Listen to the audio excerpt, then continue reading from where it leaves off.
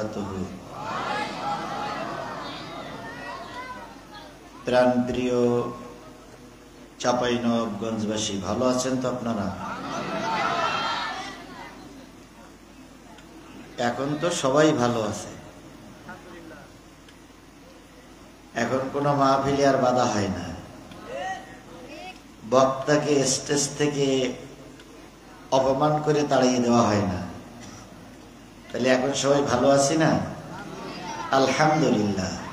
কারণ চাঁপাইনবাবগঞ্জের মুসলমানেরা নিজেদের চেষ্টায় কিছুই হবে না যদি মালিক রহমত না করে।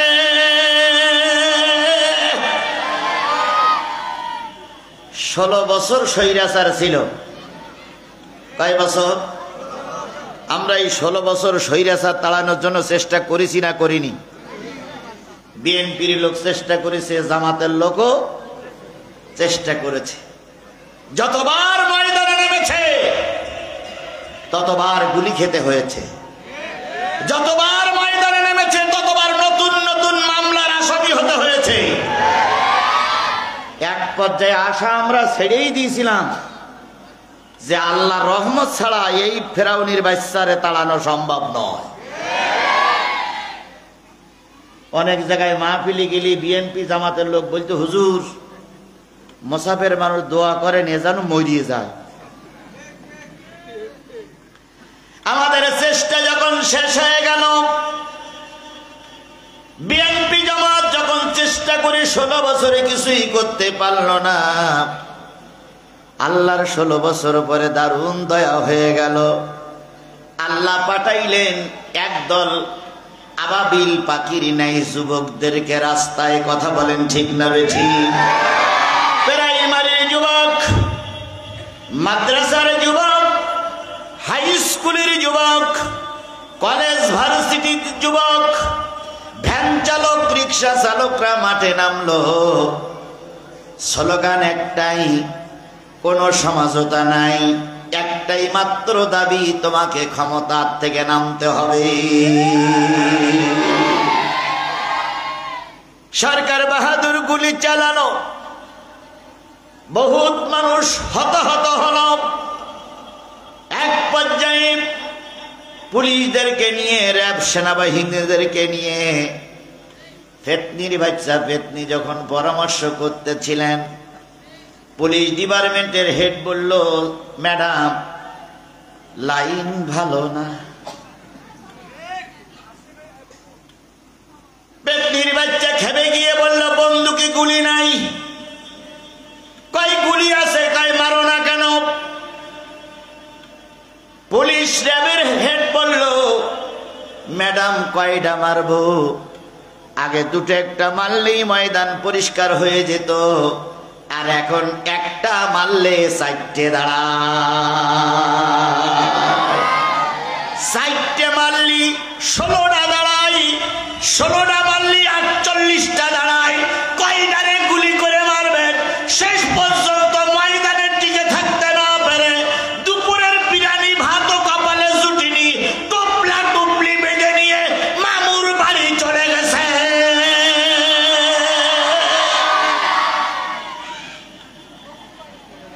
তাহলে সাহায্যটা কে করলেন? আর একটু জোরে বলেন, সাহায্য কে করলেন? সেই আল্লাহ এখনো আছে না নাই? চাপাইয়ের দিকে আছে, আছে তো, আছে তো। তাহলে সেই আল্লাহর শুকরিয়াটা আস্তে করবেন না জোরে করবেন? তাহলে কারোর জবান বন্ধ থাকবে না। আলহামদুলিল্লাহ, প্রশংসা সবই কেবল তোমারই, প্রশংসা সবই কেবল তোমারই, রব্বুল আলামিন। দয়াল মেহেরবান করুণায় ভুরান, দয়াল মেহেরবান করুণায় ভুরান, আর কেউ নাই তুমি মালিক শেষ বিচারের দিন, শেষ বিচারের দিন। বিশ্ব মানবতার শ্রেষ্ঠ বন্ধু, সমস্ত নবী রাসূলদের শ্রেষ্ঠ রাসূল, আমাদের প্রিয় ভাজন নেতা জনাবে মুহাম্মদুর রাসূলুল্লাহ সাল্লাল্লাহু আলাইহি ওয়াসাল্লামের দরবারে লক্ষ কোটি দুরূদ আর সালাম। সবাই মিলে বলছি সাল্লাল্লাহু আলাইহি ওয়াসাল্লাম। বন্ধুগণ, বলুন তো রাসূলের চাইতে ভালো মানুষ এই পৃথিবীতে কেউ ছিল? রাসূলের চাইতে ভালো মানুষ এই পৃথিবীতে কেউ আছে? কিয়ামত পর্যন্ত যদি রাসূলের চাইতে ভালো মানুষ তালাশ করা হয়, সকল দুর্ভিক্ষণ অনিবীক্ষণ যন্ত্র নষ্ট হয়ে যাবে, কিন্তু রাসূলের চাইতে ভালো মানুষ খুঁজে পাওয়া কেন যাবে না? আল্লাহ নিজেই বলেছেন, ওয়া ইন্নাকা লাআলা খুলুকিন আযীম।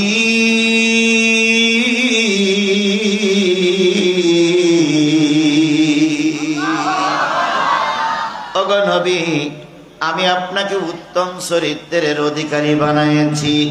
আল্লাহ নিজেই বলেছেন, নবী তুমি উত্তম চরিত্রবান। যে আল্লাহ নবীকে সার্টিফাই করলো, ওই নবীর চরিত্র কেউ কলঙ্কের দাগ দিতে পারে না। তুমি আর আমি ক্ষমতায় গেলে কি বলি? ভাতে মারবো, পানিতে মারবো।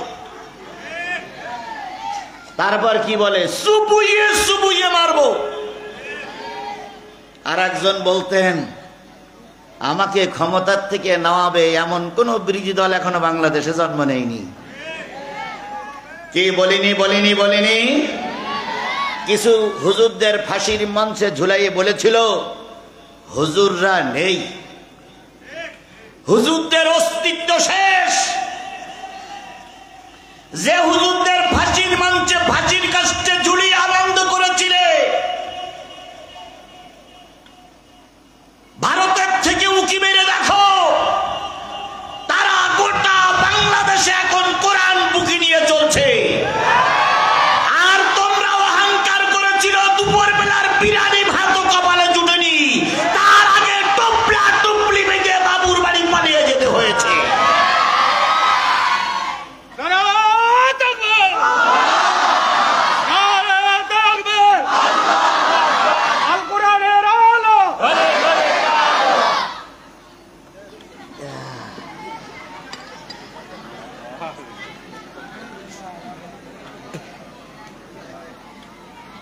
আল্লাহ দিনের খাতিরে কবুল করুক। বাজারে যারা আছেন, রাস্তায় যারা আছেন, বাড়িতে যারা আছেন, দোকানে যারা আছেন, আধা ঘন্টার সময় এসে বসুন। ভালো না লাগলে আপনিও চলে যাবেন, আমিও চলে যাব। তবে অবশ্যই কোরআন হাদিসের কথা ভালো লাগা স্বাভাবিক। কথা বলেন ঠিক না বেঠিক? আমার সম্মানিত সভাপতি যতক্ষই বলেছেন যে তাফসির মাহফিলে কোরআন থেকে তাফসির হোক, আমিও সেই ডিসিশন নিয়েই এসেছি। কেসা কাহিনী অন্য বক্তাদের কাছে শুনবেন, আমার কাছে না শোনাই ভালো। আমরা সহি কোরআন হাদিস থেকে আলোচনা শুনতে চাই। আপনারা কি রাজি আছেন তো? ইনশাল্লাহ, মাশাআল্লাহ। এখন আপনাদের বুকে সাহস আছে তো? ভয়ে পালাই যাবেন না তো? বুকে হাত দিয়ে দেখেন তো বেঁচে আছেন না মারা গেছেন?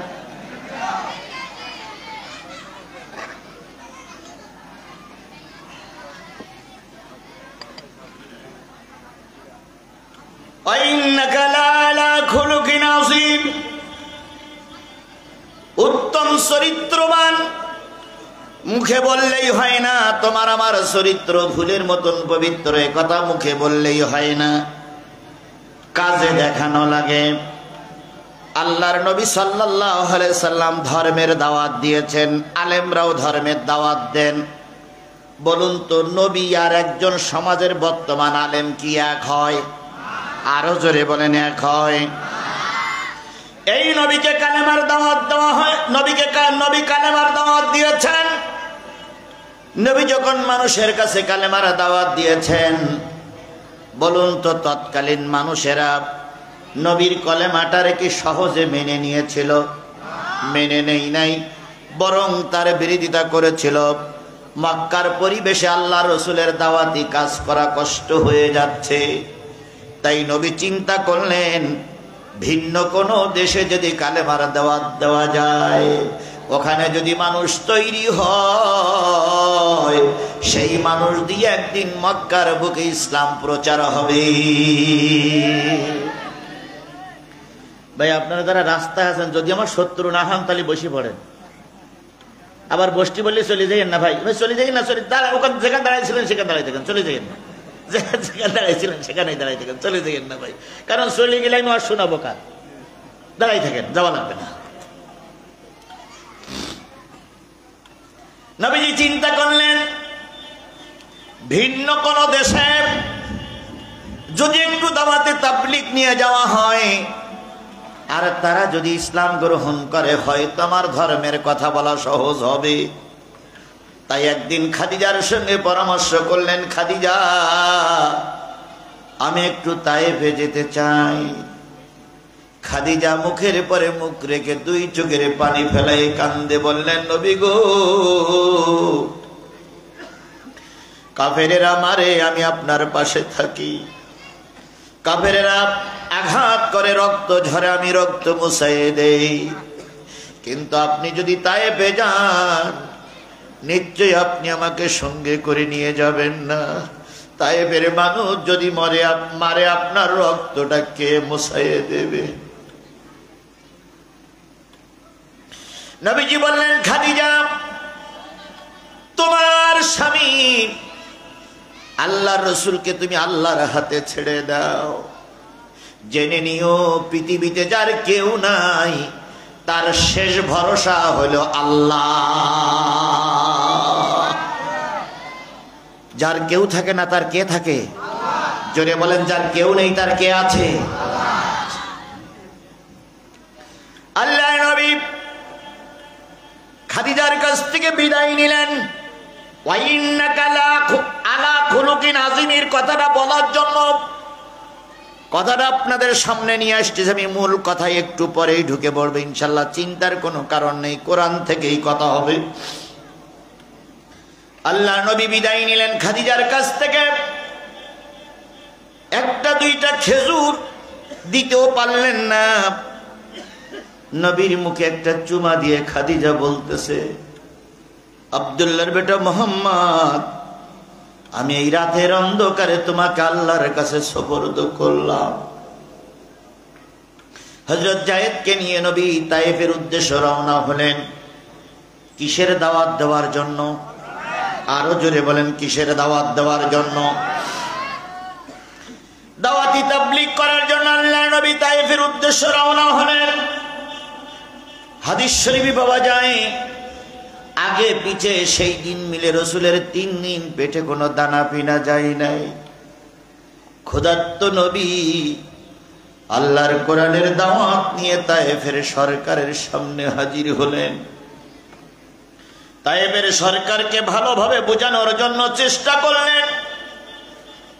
তায়েফের সরকার অহংকারে বশবর্তী হয়ে বলল, আল্লাহ বুঝি নবী বানানো লোক আর খুঁজে পাইনি, তোমাকে আল্লাহ নবী বানালো, লেখাপড়া জানো?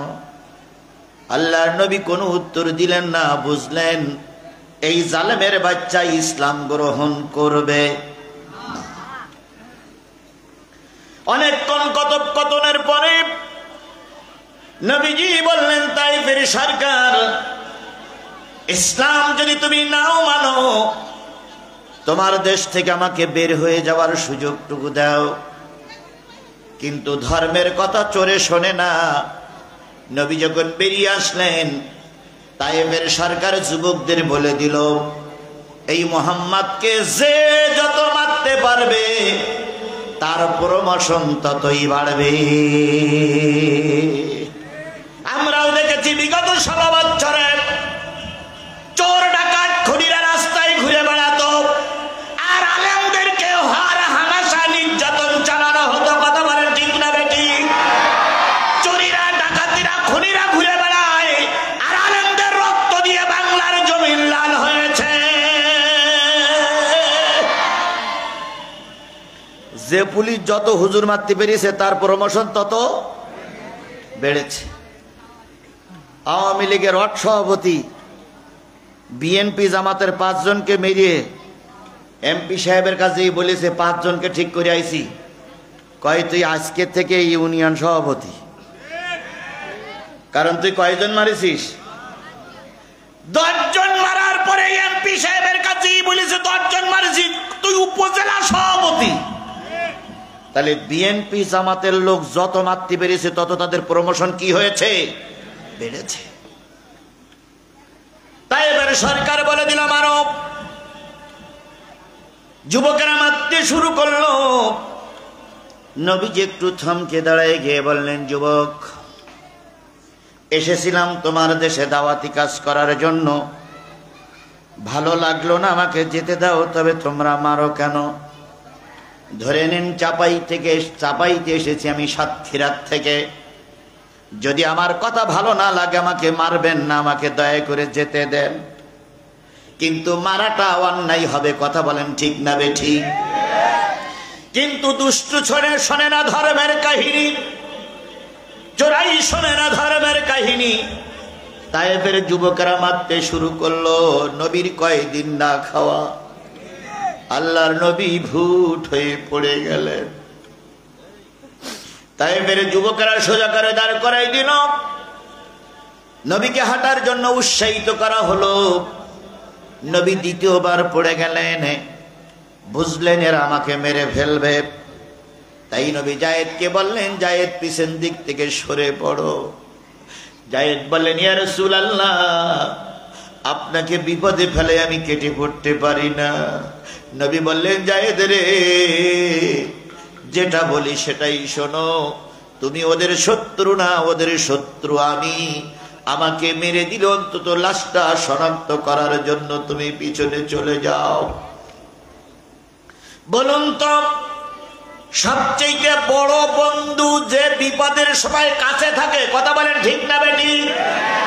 এর চাইতে বড় বন্ধু আর কেউ হতে পারে না যে বিপদের সময় পাশে থাকে। বাংলাদেশের 2টা দল নির্যাতিত, বিএনপি এবং জামাত। কিরকম নির্যাতিত? জামাতের আমির সাহেব বলে দিয়েছে ইউনিয়ন আমিরকে, আজকে রাত্রি কিন্তু গ্রামে পুলিশ ঢুকবে, তাড়াতাড়ি খেয়ে নিরাপদ জায়গায় আশ্রয় গ্রহণ করো। জামাতের আমির সাহেব তাড়াতাড়ি খেয়ে মাঠের মধ্যিখানে একটা টোং আছে, টোং বোঝেন আপনারা? ছোট ঘর, সেখানে কেউ লোকজন যায় না, সেখানে গিয়ে মশারি টানাইয়ে ঘুম পড়েছে। বিএনপির ইউনিয়ন সভাপতি উনি বাড়ি ছিলেন। হঠাৎ করে চৌকিদার ফোন দিয়েছে, স্যার গ্রামে বলো পুলিশ ঢুকেছে। এখন গ্রামে পুলিশ ঢাকবে এ কথা জামাতের ইউনিয়ন আমির আগের থেকে জেনেছিল, আর ইনি পরে জেনেছে। যিনি উনি তাড়াহুড়ো করে যে ওই একই টোঙে 2 জন হাজির। যে জামাতের আমিরের পা ধরিয়ে বলতেছে, ভাই, ও ভাই। জামাতের আমির লাফাই উঠে বলতে, পুলিশ মনে হয় বাসা পর্যন্ত আইছে। কে কে? কয় চিন্তার কারণে আমি বিএনপি সভাপতি। তা আপনি এখানে? কয় পুলিশ ঢুকেছে। জামাতের আমির তখন বলতেছে, ভাই তুইও যে লাইনে আছিস আমিও সেই লাইনে আইছি, ঢোক মশারির ভিতরে। 2 দলের 2 জন লিডার পুলিশের তাড়া খেয়ে একই মশারির ভিতরে, একই টোঙের ভিতরে ঘুমানো গেল। আর যেই না নির্বাচন আসলো, সেই 2 জন 2 জনের বিরোধী হয়ে গেল। এখন একজন আর একজনের সহ্য করতে পারে না, কথা বলে ঠিক না বেঠিক? আল্লাহর কসম, বিপদে যে ব্যক্তি পাশে থাকে সেই ব্যক্তি হলো বড় বন্ধু। আপনারা কে কোন দল করেন তা আমি জানি না, তবে জামাতের আমির বলে দিয়েছে, আমরা যদি ক্ষমতায় নাও যেতে পারি, আমরা কাউকে শত্রু মনে করি না, কারণ সবাই আমরা ক্ষতিগ্রস্ত বন্ধু। কথা বলেন ঠিক না বেঠিক? কিন্তু আপনারা কেন কথা বলতে পারেন না যে টুপিওয়ালারা যদি ক্ষমতায় যায় আমরা টুপিওয়ালাদের পাশে থাকবো? আমরা টুপিওয়ালারা বলি পারেন না।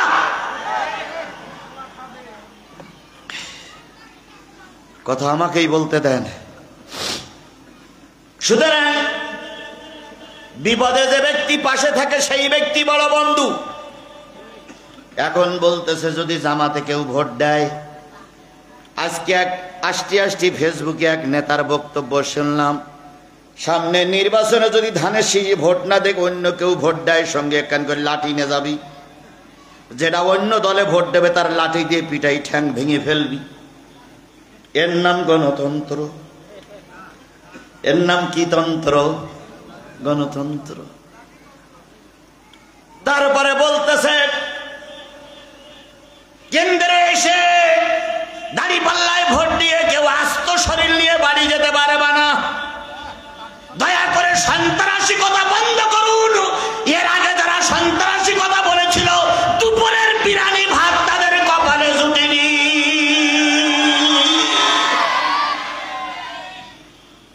আর সেই সঙ্গে একদল হুজুররাও যোগ দিয়েছে। কি একদল হুজুররা যোগ দিয়েছে না ভাই? ওরা যা বলতো হুজুররা শিয়ালের মধ্যে হু হু।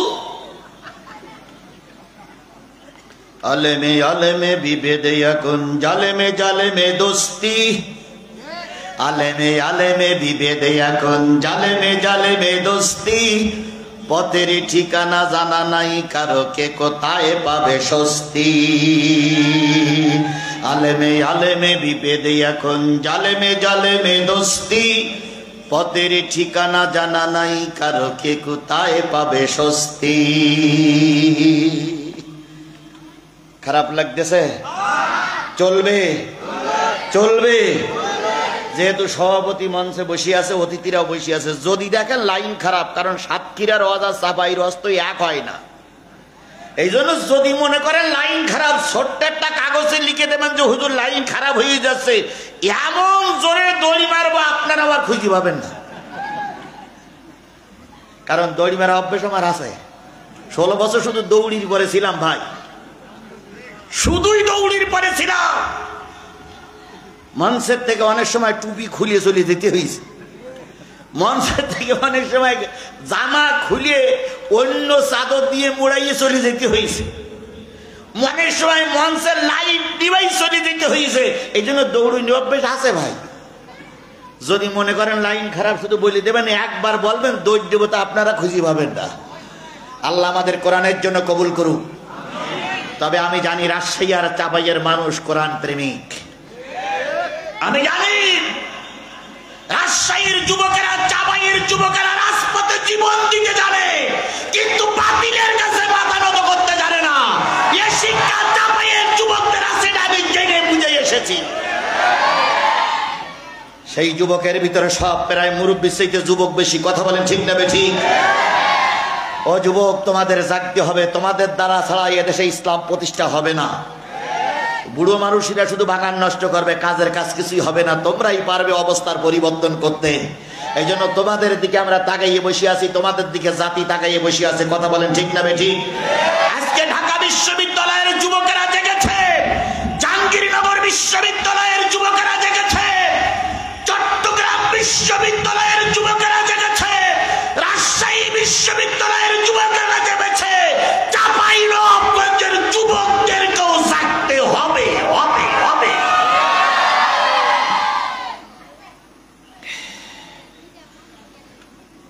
আমার ভাইরা, আল্লাহ নবী সাল্লাল্লাহু আলাইহি সাল্লাম দ্বিতীয়বার পড়ে গেলেন, মনে আছে তো? দ্বিতীয়বার পড়ে গেলেন। তৃতীয়বার পড়ার পরে নবী আর উঠতে পারেন নাই, পাথরের স্তূপ পড়ে গেল। কাফেরেরা পাথরের স্তূপের পরে নাচতেছিল, আর ধিন ধিন করে নাচতেছিল, আর বলতেছিল কুতিলা মোহাম্মদ, কুতিলা মোহাম্মদ, কুতিলা মোহাম্মদ, একথা বলে আনন্দ করতেছিল। আল্লাহ নবী সাল্লাল্লাহু আলাইহি সাল্লামকে মোটেও দেখা যাচ্ছিল না। কাফেরেরা যখন চলে গেল, যুবকেরা যখন চলে গেল, যায়েদ ফিরে আসলেন, রাসূলকে আবিষ্কার করার জন্য চেষ্টা করলেন। রাসূল পাথরের নিচে পড়ে আছে, কিছুক্ষণ পরে আল্লাহর নবীকে তোলা হলো। নবীর হুঁশ নাই, নবীর নাক ফেটে গেছে, কান ফেটে গেছে, রক্ত ঝরতেছে। তায়ে প্রবাসীরা পাগল বলিয়া, তায়ে প্রবাসীরা পাগল বলিয়া পাথর মারিল তোমার দুষ্টু কাফিরা। তোমারি গৌরবে মুগ্ধ পরাণ। ইসলাম প্রচারিতে কাফেরের বাড়িতে পবিত্র এই ইসলাম খানি তোমার রক্তের দান।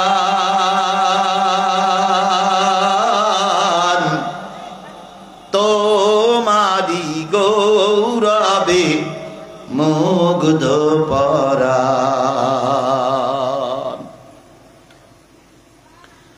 আল্লাহর নবীকে একসময় আবিষ্কার করা হলো। রসুলের মাথাটা হযরতে যায়েদ কাঁধের পরে রেখে রক্তগুলো মুছতেছিল আর বলতেছিল, ইয়া রাসূলুল্লাহ, আর বুঝি আপনি আমাকে যায়েদ বলে ডাকবেন না? কিছুক্ষণ পরে নবীজি চোখ মেলে তাকালেন,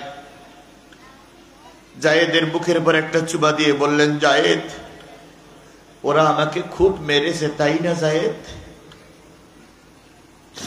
যায়েদ বলতেছি, ইয়া রাসূলুল্লাহ, পিঠে এমন একটা জায়গা নাই যেখানে ক্ষতর আঘাত হয়নি,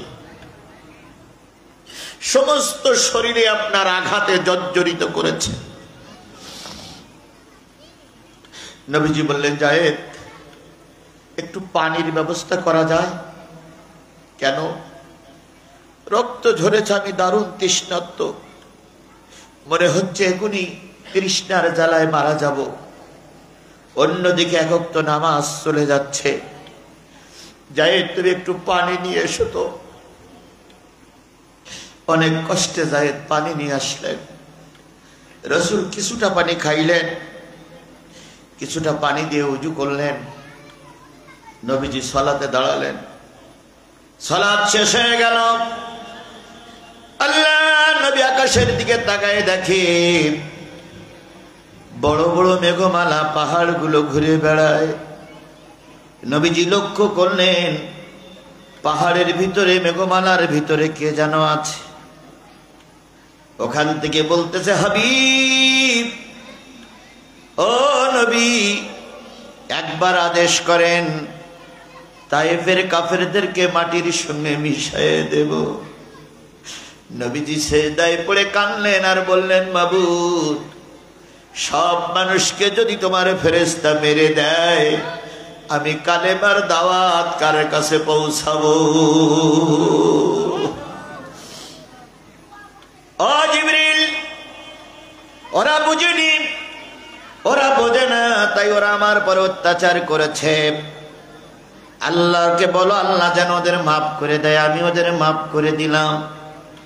এত কষ্ট পাওয়ার পরেও আল্লাহর নবী প্রতিশোধ নেন নাই। এর নাম হলো ইসলাম। এর নাম কি?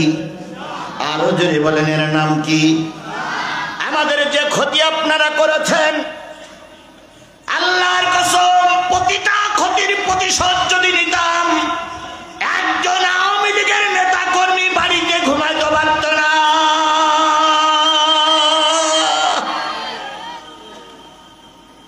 কিন্তু সেই প্রতিশোধ কি টুপিওয়ালারা নেছে? এই কথা বলেন, সেই প্রতিশোধ কি টুপিওয়ালারা নেছে? কারণ ওপরের থেকে নির্দেশ এসেছে ক্ষমা করে দেওয়া হোক। আমরা সবাইকে ক্ষমা করে দিয়েছি। কথা বলেন ঠিক না বেঠিক? ক্ষমা করে দিয়েছি মানে এই না যে আবার তোমরা মাথা উঁচু করে দাঁড়াবা আর আমরা এবার আঙুল চষবো। না না, একবার সুযোগ দেওয়া হয়েছে, দ্বিতীয়বার যদি আবার সন্ত্রাসী কর্মকাণ্ড নিয়ে বাংলার জমিনে কোথাও মেরুদণ্ড সোজা করে দাঁড়াও, জনগণ এমন বাদানি দেবে, তোমার নেতা যেখানে গেছে তোমাকেও পিটাইয়ে সেখানে বানানো হবে। হয় ভালো হও, নয় পাগল চলে যাও, হয় ভালো হও নাই পাগল। তোমার মতন দুটো সাইডে পাগল চলে গেলে আমাদের কোনো ক্ষতি হবে না। কথা বলেন ঠিক না বেঠিক? আধারে ভয় পেও না, আধারে ভয় পেও না, আলো আছে আড়ালে, জালিমেরা পালিয়ে যাবে তুমি উঠে দাঁড়ালে। আধারে ভয় পেও না, আধারে ভয় পেও না, আলো আছে আড়ালে, জালিমেরা পালিয়ে যাবে তুমি রাস্তায় দাঁড়ালে। তাহলে নবী এত কষ্ট পাওয়ার পরও জাতিরে ক্ষমা করে দিয়েছিলেন না, দেন নাই? সেই নবী আপনার আমার নবী, সেই নবীর পরে দুরুদ আর সালাম সকলে মিলে বলছি সাল্লাল্লাহু আলাইহি ওয়াসাল্লাম। ও বন্ধু বলুন তো, ওই নবীর পরে যেটা নাজিল হয়েছিল সেই জিনিসটার নাম কি? সবাই মিলে বলেন, নবীর পরে যে কিতাব নাজিল হয়েছিল সেই কিতাবটার নাম কি? আপনারা কি সেই কোরআনের কথা শুনতে এসেছেন? আমিও কি সেই কোরআনের কথা বলতে এসেছি? তাহলে আপনি আমি কি মুসলমান নয়?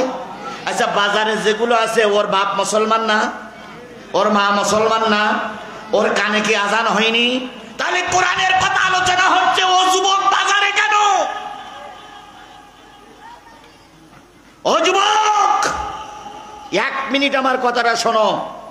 যারা বাজারে আছেন, বাড়িতে আছেন, 1 মিনিট আমার কথাটা শোনেন।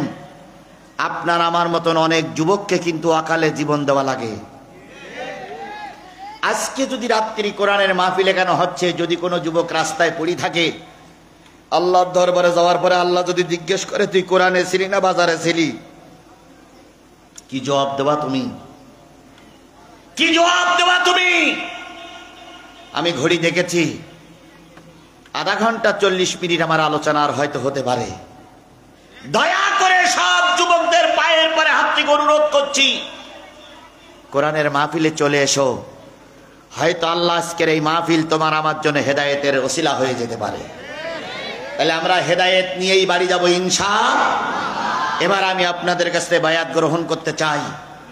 আমি কোরআনের সূরা মুজাদালাত থেকে 4টি আয়াত, সূরা নিসার থেকে 3টা আয়াত নিয়ে 7টা পয়েন্টের পরে আলোচনা করব। আলোচনার বিষয়বস্তু হলো কাদের পরে আল্লাহ অসন্তুষ্ট, কাদের পরে আল্লাহর লানত, কাদের পরে আল্লাহর গজব, কাদেরকে আল্লাহ ভালোবাসে না, কাদের সঙ্গে আল্লাহ শত্রুতা। 7 শ্রেণীর মানুষের উপরে আল্লাহর লানত, 7 শ্রেণীর মানুষের উপরে আল্লাহর গজব, 7 শ্রেণীর মানুষের উপরে আল্লাহ অসন্তুষ্ট। এই 7টা লোকের নাম আমি বলবো। এই 7টা লোকের নাম শেষ না হওয়া পর্যন্ত কোরআনের মাহফিল থেকে আমরা চলে যাব না। এতটুক নিয়ত কি আপনারা করতে পারবেন? পারবেন? তাহলে শেষ মোনাজাত পর্যন্ত থাকবেন। কারা কারা একটু হাত তুলে আল্লাহরে দেখান তো, দেখেন তো কারা কারা হাত তুলিনি। আল্লাহ আমাদের কবুল করুক। এবার একটু জোরে তাকবীর দেবেন, নারায়ে তাকবীর, আরো জোরে লিল্লাহে তাকবীর। আল্লাহ কবুল করুক। হাত উঠেই কারে দেখালাম? কি শুনবেন? আর আমি হাত উঠেই বলেছি কি বলবো? তাহলে আপনিও ওয়াদার কর্মী, আমিও ওয়াদার কর্মী। যদি আমার কথা শেষ হওয়ার আগে আপনি চলে যান, ওয়াদা খেলাপ করলে কি হয়? ওটা আপনারাই ফতোয়া দিয়েছেন, ফতোয়া বলে আমি দেইনি। বাংলাদেশের সবচেয়ে বড় ফতোয়া দিয়েছে এখন আব্বাসী হুজুর। ওনার কাছে ফতোয়ার ঝুড়ি আছে ভাই। কারে যে কখন কাফের বলবে আর কারে যে খাঁটি মুসলমান বলবে একমাত্র ওই ছাড়া আর বাংলাদেশে কেউ জানে না। মতের সঙ্গে মিললেই মুমিন, মতের বিরুদ্ধে চলে গেলেই কাফের। কাফের বলা খুব সহজ, কিন্তু সেদিকে আমি না যাই। শুধু এতটুকু বলি, যদি ওয়াদা খেলাপ করি তাহলে আমরা কি হব? তাহলে আমরা কেউ মুনাফিক হব না ইনশাআল্লাহ। তবে আমি আপনাদের সামনে কথা দিচ্ছি, আশা করছি 12টার ভিতরে আমরা শেষ করব। 12টার উপরে যাব না। কেন যাব না? গতকালকে মাহফিল আপনারা শুনেছেন না? তাহলে গতকালকে রাত জাগা ছিল, আজকেও যদি রাত জাগা হয়, কালকে সকালবেলা ফজরের নামাজ কাজা হওয়ার সম্ভাবনা আছে না নাই? তাহলে মাহফিল করে এসে যদি ফজরের নামাজ কাজা হয়ে যায়, তাহলে কর্তৃপক্ষ গুনাহগার হবে, হুজুররাও গুনাহগার হবে। এই জন্য যত সংক্ষেপে পারি আমি মূল কথাগুলো বলে আপনাদের কাছ থেকে দোয়া নেব। তাহলে বলুন তো, এই কোরআন নাজিল করেছেন কে? এই পৃথিবীতে এই কোরআন নিয়ে এসেছেন কে? বলেন জিবরিল আমিন। এই পৃথিবীতে সর্বপ্রথম এই কোরআন মানুষের কাছে পড়ে পড়ে শুনাইছেন, তেলাওয়াত করে শুনাইছেন, আবৃত্তি করে শুনাইছেন কে? রাসূল। আবৃত্তি করে শুনাইছেন, পাঠ করে শুনাইছেন কে? রাসূল। সেই কোরআন এখনো সেই অবস্থায় আছে না নাই? আমিও সেই কোরআন, যেই কোরআন রাসূল জাতির কাছে পেশ করেছিলেন, আমি আজিজুল ইসলাম সেই কোরআন আপনাদের সামনে পেশ করতেছি, পাঠ করতেছি। সেই কোরআন আমি আপনাদের সামনে তেলাওয়াত করেছি। এই কোরআন শরীফের কয়টা পারা আছে? সবাই মিলে এবার উত্তর দিতে হবে। শুধু আমি ওয়াজ করলে হবে না। আমি ওয়াজ করে চেল্লাবো, গা ঘামবে, আর আপনি পোল্ট্রি মুরগির মতন, এর আমার চলবে না। বক্তার যদি গা ঘামে, শ্রোতারও গা ঘামা লাগবে। এই জন্য আমার দিকে তাকাই ঠাস ঠাস করে উত্তর দিবেন। কোরআন শরীফের পারা কয়টা? সবাই মিলে বলেন 30 পারা। ঠিক তো? এর কম বেশি নেই তো? সুবহানাল্লাহ। 30 নম্বর পারার, 30টা পারার ভিতর থেকে আমি জাতির সামনে চাঁপাইনবাবগঞ্জের মাটিতে বসে 28 নম্বর পারা থেকে তেলাওয়াত করেছি। কয় নম্বর পারা? 28 নম্বর পারা। এবার আসুন, কোরআন শরীফে কয়টি সূরা আছে? সবাই মিলে বলেন। 114টা সূরার ভিতর থেকে আমি আপনাদের সামনে তেলাওয়াত করেছি 58 নম্বর সূরা। কত নম্বর? 58 নম্বর সূরা থেকে আমি তেলাওয়াত করেছি। এবার বলুন তো, কোরআন শরীফের আয়াত কত? কম বেশি থাকতে পারে, কিন্তু পঠিত আছে সর্বজন সম্প্রজন স্বীকৃত হলো 6600। আমি বিতর্কে যাব না, কমও হতে পারে, বেশিও হতে পারে। ওটা বড় বড় আয়াতগুলো কেউ 2 ভাগ করেছেন, আবার বড় বড় আয়াতগুলো কেউ একসঙ্গে দেখেছেন, এই জন্য একটু 19-20 হয়েছে। কিন্তু আয়াত সব ঠিক আছে, কোরআন শরীফের হুবহু সব ঠিক আছে। তাহলে 6666 আয়াতের ভিতর থেকে আমি আপনাদের সামনে তেলাওয়াত করেছি 4টি আয়াত। কয়টা? ওর সঙ্গে যদি আল্লাহ সুযোগ দেয়, সূরা নেসার আরো 3টা আয়াত তেলাওয়াত করব, আর তার আলোচনাও হবে। তাহলে 4 আর 3 কত? 7। এই 7টা আয়াতের আলোচনা আমার নির্ধারিত সময় পর্যন্ত চলবে। আমি যে সূরা থেকে তেলাওয়াত করেছি, সূরাটার নাম আছে সূরাতুল মুজাদালা। কোন সূরা? কথা বলেন। 28 নম্বর পারার মদিনায় অবতীর্ণ সূরার সময়ের ভিতরে একটা অন্যতম সূরা নাম হলো মুজাদালা। মুজাদালা শব্দের অর্থ হচ্ছে তর্কতর্কি করা। মুজাদালা শব্দের অর্থ কি? তর্ক করা, কথার পিঠে কথা বলা। ইংরেজিতে বলা হয় টক শো। ইংরেজিতে কি বলা হয়? Talk show. আবার যদি আরবির বাংলা, ইংরেজি আরবি যদি ইংরেজি করি, তাহলে কিছু লোক আবার ভুল ধরতে পারে। আমির হামজা কিন্তু নাবা শব্দের অর্থটা বলতে গিয়ে উনি বলেছিলেন নবী ছিলেন একজন সাংবাদিক। কারণ তিনি কার সংবাদটা পরিবেশন করেছেন?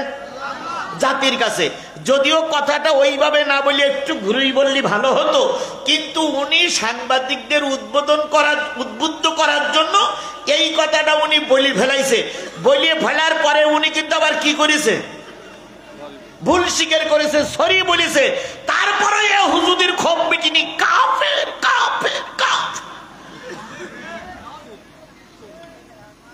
এই জন্য আমি আবার যদি বলি মুজাদালা শব্দের অর্থ হচ্ছে টক শো, কিছু লোক হয়তো উল্টো ফতোয়া দিতে পারে। টক শো মানে হলো তর্কতর্কি করা, একের কথার পরে আর একজন কথা বলা। তর্কতর্কি মানে একজনের কথার পরে আর একজন কথা বলা। মুজাদালা শব্দের অর্থ হচ্ছে কথার পিঠে কথা। এই কথাটা কেন আসলো? আল্লাহর নবী তখন মদিনার প্রেসিডেন্ট, কেবল ইসলামী রাষ্ট্রের একটা গভর্নর, ইসলামী রাষ্ট্রের একজন প্রধান হয়েছেন।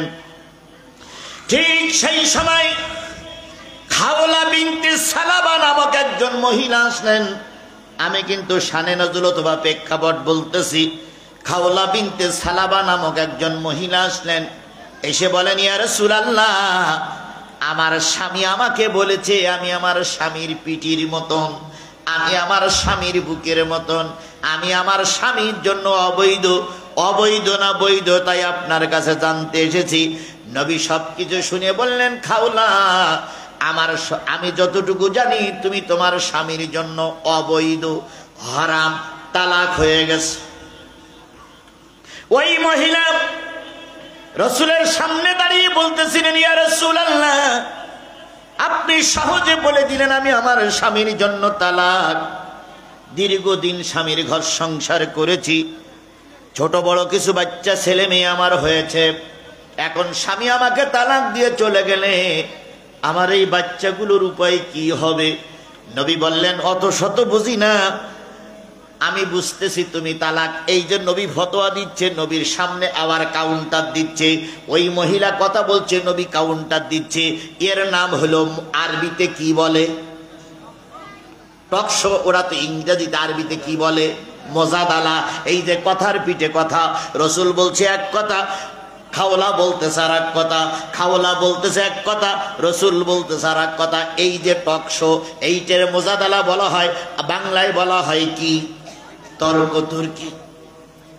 এই মহিলা তখন মালিকের কাছে কানলেন, মালিক, তোমার নবী বলতেছে আমি আমার স্বামীর জন্য হারাম, স্বামী আমাকে হারাম বলে বাড়ির থেকে বের করে দিয়েছে। এখন তোমার রহমত ছাড়া বিকল্প কোনো রাস্তা আমার খোলা নাই। মহিলার কান্না মালিকের কাছে কবুল হয়ে গেল। ওই মহিলার কান্নার পরিপ্রেক্ষিতে আল্লাহ পাক একটা সূরা নাজিল করেছিলেন। সেই সূরাটার নাম কি? সূরা মোজাদালা। এই মোজাদালার 22টা আয়াত। কয়টা? 22টা আয়াত, 3টে রুকু। 22টা আয়াতের ভিতর থেকে আমি আপনাদের সামনে তেলাওয়াত করেছি 4টা। আসুন 4টা আয়াতের ভিতরে যাই, ভালো করে খেয়াল করে শুনবেন। দাঁড়ানো লোক শুনবেন, বসা লোক শুনবেন, যদি দোকানে কেউ বসে থাকেন সেও শুনবেন, আওয়ামী লীগের লোক শুনবেন, বিএনপির লোক শুনবেন, জামাতের লোক শুনবেন। বিশ্বাস করুন ভাই, আমি জামাতের টিকিট বিক্রি করার জন্য আসিনি, বিএনপির টিকিট বিক্রি করার জন্য আসিনি, আওয়ামী লীগকে জাহান্নামে নিক্ষেপ করার জন্য সে আসেনি। আমাকে ডেকে আনা হয়েছে কি বলার জন্য? আরো জোরে বলেন, কি বলার জন্য? এই কোরআন বলতে গিয়ে যদি জামাতের নেতারা ধরা পড়ে, আমার কিছু করার নেই। এই কোরআনের কথা বলতে গিয়ে যদি বিএনপির গায়ে পড়ে, আমার কিছু করার নেই, কারণ আমাকে ডেকে আনা হয়েছে কি বলার জন্য? আর আমার মাননীয় সভাপতি বলেছেন কোরআন হাদিস থেকে কথা হবে। আমি সেই কোরআন থেকে কথা বলতে যেয়ে যদি কারোর পক্ষে যাই, বিপক্ষে যাই, দয়া করে আমাকে মাফ করবেন। আমি আপনাকে বাঁচাইতে পারলাম না বলে আন্তরিকভাবে দুঃখিত। সব তো ঠিক, তা বেঠিক কোনটি? ফেরাউন দোজখে যাবে ওটাও ঠিক, আবার শেখ হাসিনা ভেস্তে যাবে ওটাও ঠিক। ওটা ঠিক নয়? ওটা ঠিক নয়। এখন তো বলতেছে ঠিক না, তখন যখন মঞ্চে দাঁড়িয়ে আওয়ামী লীগের লিডাররা বলতো আমাদের নেত্রী জান্নাতি, তখন তো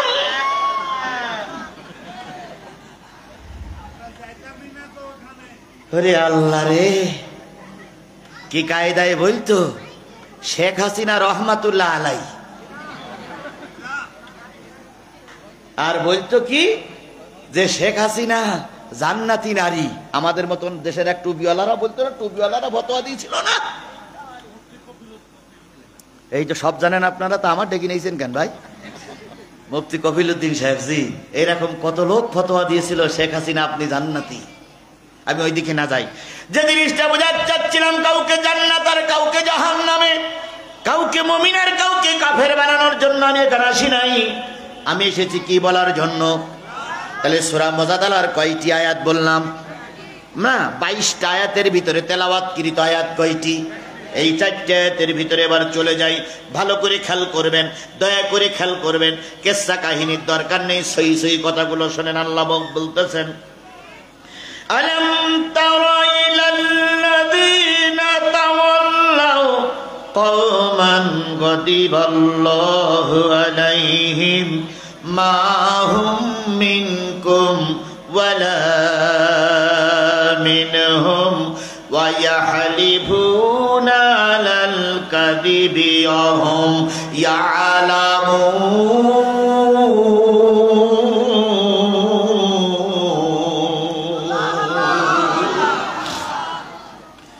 ওগো নবী, কে বলছে?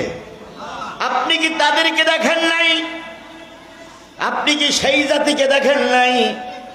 আপনি কি সেই মানুষদের দেখেন নাই যাদের পরে আল্লাহর লানত? সেই দলকে আপনি দেখেন নাই যাদের পরে আল্লাহ অসন্তুষ্টি? সেই সংগঠনকে আপনি দেখেন নাই যাদের পরে খোদার গজব? এই সংগঠন, এই দলকে আপনি দেখেন নাই? প্রশ্ন করছে কে? কাকে? নবীকে। বলুন তো, এই কোরআন সেই প্রশ্নের কোরআন এখনো আছে না নাই?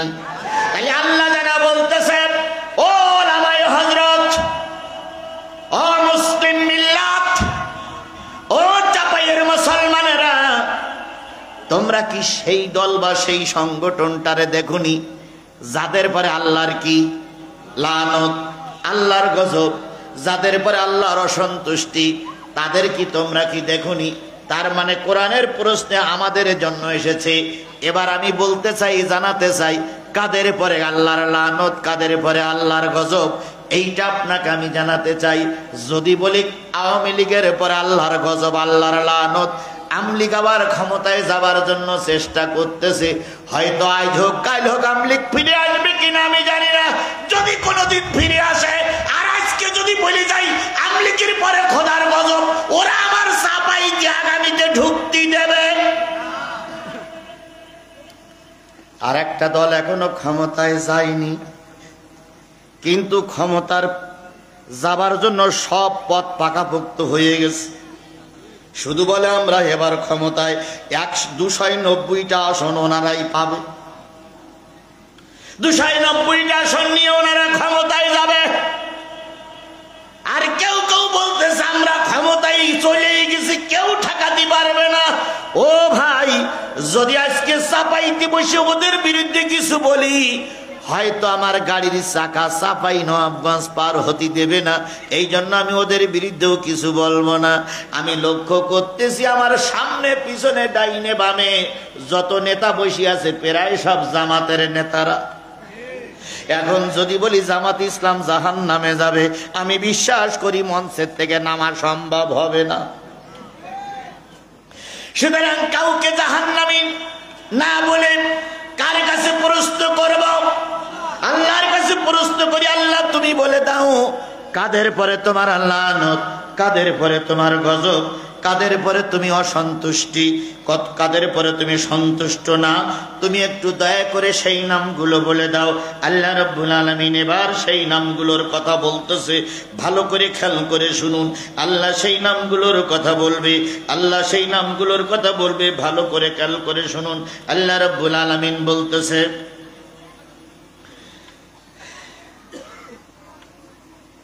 আলাম তারা ইলাল্লাযীনা উতু নাসিবাম মিনাল কিতাব ইউমিনুনা বিযজিবিতি ওয়াত তাগুত। ও নবী, আপনি কি সেই উম্মতদের দেখেন নাই, সেই বান্দাদের দেখেন নাই যাদের সামনে আল্লাহর কোরআন আছে, আমার কোরআন আছে, কোরআনের অংশ বিশেষ আছে অথবা কোরআন আছে? এই কোরআনওয়ালা লোকদের কি আপনি কি দেখেন নাই যাদের সামনে কোরআন আছে? এবার বলুন তো, আওয়ামী লীগ করেন আর বিএনপি করেন আর জাতীয় পার্টি করেন, কোরআন আমাদের সামনে আছে না নাই? এই কথা বলেন, কোরআন আমাদের সামনে আছে না নাই? আওয়ামী লীগ যারা করে তারা কোরআন পড়ে না পড়ে না? পড়ে। যারা বিএনপি করে তাদের ঘরে কোরআন আছে না নাই? অনেক সময় বিএনপির নেতারা জাতীয় সংসদে কোরআনের আয়াত বলে, তার মানে তাদের কাছেও কোরআন আছে। আল্লাহ বলতেছে আপনি কি তাদের দেখেন নাই যাদের সামনে কোরআনের অংশ আছে অথবা ফুল কোরআন আছে, কিন্তু এই কোরআন না মেনে ইউমিনুনা বিযজিবিতি ওয়াত তাগুত, তারা ঈমান এনেছে মূর্তির উপরে আর ঈমান এনেছে মানব রচিত আইনের উপরে। কোরআনের আইন তারা মানে না, কোরআনের আইন তারা বিশ্বাস করে না, তাই তারা মনে মনে মূর্তি বানায় আর তারা নিজেদের তৈরি করা আইন দিয়ে রাষ্ট্র শাসন করতে চায়। ওরা কোরআন মানে না, ওদের পরে আল্লাহর লানত।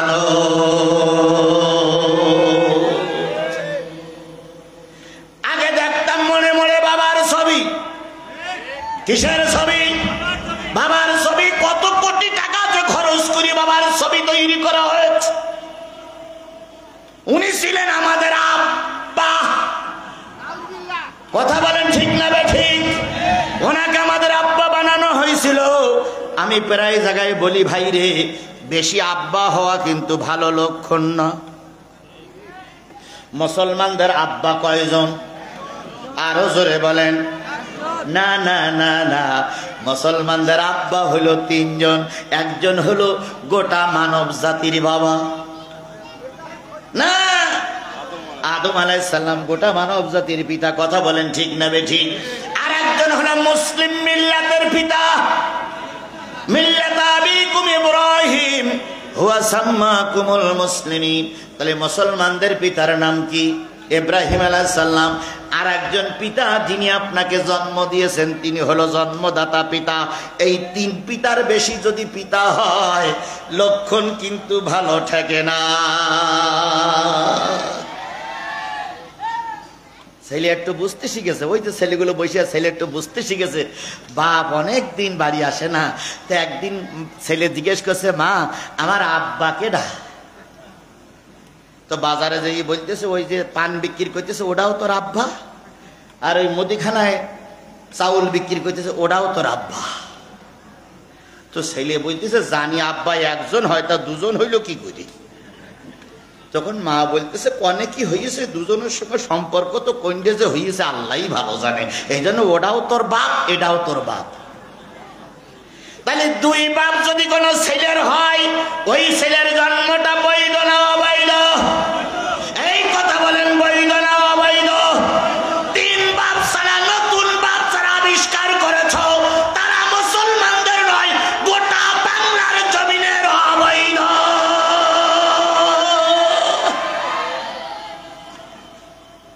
এই জন্য আমরা বলি জাতির পিতা ইব্রাহিম, শেখ মুজিব। এই কথা বলেন, জাতির পিতা ইব্রাহিম, শেখ মুজিব। রাজশাহীতে ঢুকলি মোড়ে মোড়ে জাতির আব্বার ছবি। ওরে বাপ রে বাপ, কোন আব্বা মশলা, কোন আব্বা চশমাওয়ালা, আবার কোন আব্বা হুক কাটানা, সব মোড়ে মোড়ে ছবি। এই ছবিগুলো তৈরি করতে গেলে কোটি কোটি টাকা খরচ হয়েছে না হয়নি? হয়েছে। এই কোটি কোটি টাকা খরচ করা হলো। 5 তারিখের পর ঢাকায় ঢুকলাম, ঢুকে দেখি যেখানে ছিল মুজিবারের ছবি সেখানে আছে জাতির পিতা ইব্রাহিম, শেখ মুজিব ঘোড়ার ডিম। আমি কথাটা এই জন্য বলছি, এখন জাতির আব্বা চলে গেছে, অনেক কোটি কোটি টাকা দিয়ে খরচ করে ছবি টানানো হলো। এবার যদি আর এক দল এসে যদি আপার ছবি, ভাইয়ের ছবি কিংবা দুলা ভাইয়ের ছবি তৈরি করে, তাহলে আগেরটাও যা এটাও তাই। কথা বলেন ঠিক না ঠিক? রাগ করে না যাই করেন, কেলাও আসা যায় না। আমাকে জেনে বুঝে দাওয়াত করেছেন, এখন কুসকুস করলি চলবে না।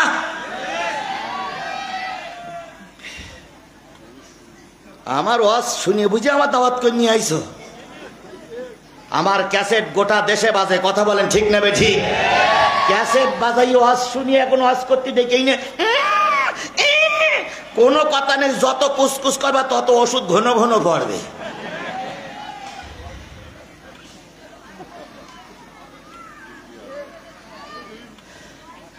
লাইন ঠিক আছে তো? চলবে চলবে চলবে। কতক্ষণ? সারা রাত চলবে। আপনারা থাকবেন, আমি থাকবো না। আল্লাহ, দাঁড়ানো লোকদের আবারও বলি, চল যাইয়েন না জানো, চলে গেলে হবে না। হোমিওপ্যাথিও চলবে, অ্যালোপ্যাথিও চলবে ইনশাল্লাহ। আমার ভাইয়েরা, আল্লাহ রাব্বুল আলামিন বললেন, যারা মনে মনে মূর্তি নির্মাণ করবে, ঘরের ভিতরে মূর্তি নির্মাণ করবে, ঘরের ভিতরে মূর্তি টানাবে, তাদের পরে আল্লাহর কি? আরো জোরে বলেন, তাদের পরে আল্লাহর কি? লানত। 2 নম্বর, আল্লাহর আইন বাদ দিয়ে যারা নেতার আইন প্রতিষ্ঠা করতে চায়, যেখানে কোরআন আছে, সহি কোরআন, কি কোরআন? এই সহি কোরআন যেখানে আছে, নির্ভুল কোরআন যেখানে আছে, নির্ভেজাল হাদিস যেখানে আছে, কোরআন আর হাদিস বাদ দিয়ে যারা নেতার আইন প্রতিষ্ঠা করে শান্তি প্রতিষ্ঠা করতে চায়, এদের পরে আল্লাহর লানত। একদল নেতারা এখন বলতেছে আমাদের দেশে শরিয়া ভিত্তিক আইন চলবে না। কি বলতেছে না? বলতেছে না? এদের পরে আল্লাহর লানত। যে দেশে 5 লক্ষ 6 লক্ষ মসজিদের আযান শুনে মুসলমানদের ঘুম ভাঙে, যে দেশে 95% লোক মুসলমান, সেই দেশে শরিয়াতের আইন চলবে না কেন? আমরা শরিয়াতের আইন চালাইয়ে দেখাই দেবো, এদের শরিয়াত দিয়েই চলবে। কথা বলেন ঠিক না বেঠিক? আমার ভাইরা, তাহলে 1 নম্বর যারা মনে মনে মূর্তি নির্মাণ করেছে এবং আগামীতে করার নিয়ত করতেছে, তাদের পরে আল্লাহর কি? 2 নম্বরে যারা আল্লাহর আইন বাদ দিয়ে নেতার আইন প্রতিষ্ঠা করতে চায়, তাদের পরে আল্লাহর কি? তাহলে কয়টা বললাম? খেয়াল করেন, গুনে গুনে দেখেন। وَيَقُولُونَ لِلَّذِينَ كَفَرُوا هَؤُلَاءِ أَهْدَىٰ مِنَ الَّذِينَ آمَنُوا سَبِيلًا।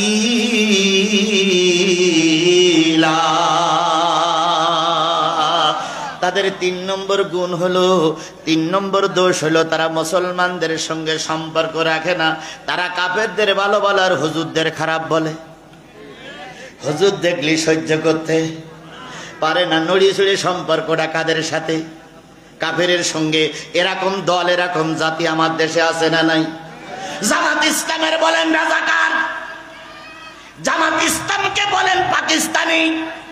এখানে যত আওয়ামী লীগ বিএনপি জাতীয় পার্টির লোক আছেন, একটা লোক বলেন তো 16 বছর আন্দোলন হয়েছে, 16 বছর মাইর খেয়েছে, কোন জামাত ইসলাম, কোন হেফাজতে ইসলাম, কোন ইসলামী আন্দোলনের লোক ভারতে পালিয়ে গেছে? জামাতের কোন নেতার পাকিস্তানে বাড়ি আছে? এই কথা বলেন, জামাতের কোন নেতার পাকিস্তানে বাড়ি আছে? তাহলে আপনারা বলেন কেন পাকিস্তানের দালাল? যদিও আমি জামাতের লোক না, কিন্তু সত্য কথাটা আমার বলা লাগবে না? লাগবে না?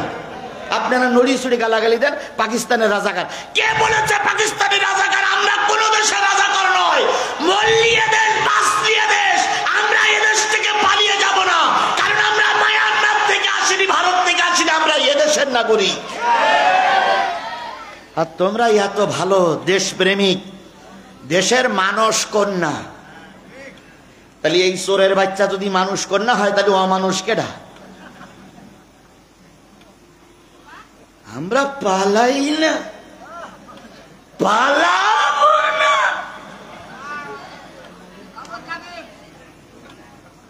ফখরুল সাহেব আপনার বাসায় একটু জায়গা দেবে?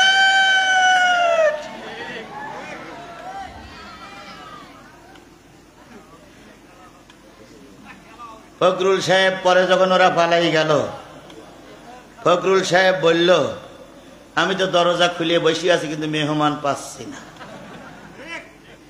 আল্লাহ সব কিছু সহ্য করে, অহংকার সহ্য করে না। কথা বলেন, কথা বলেন, কথা বলেন। অহংকার হলে আল্লাহর গায়ের চাদর, যে চাদর নিয়ে টানাটানি করে, তাকে আল্লাহ কখনো ছেড়ে দেয়।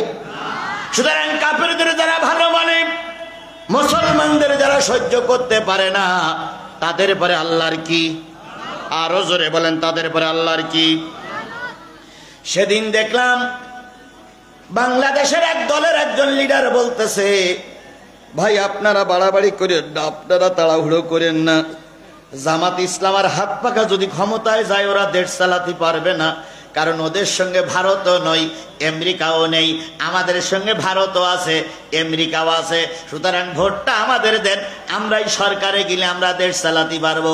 আর হুজুরদের সঙ্গে ভারতও নয়, আমেরিকাও নেই, সুতরাং হুজুররা দেশ চালাতে পারবে না।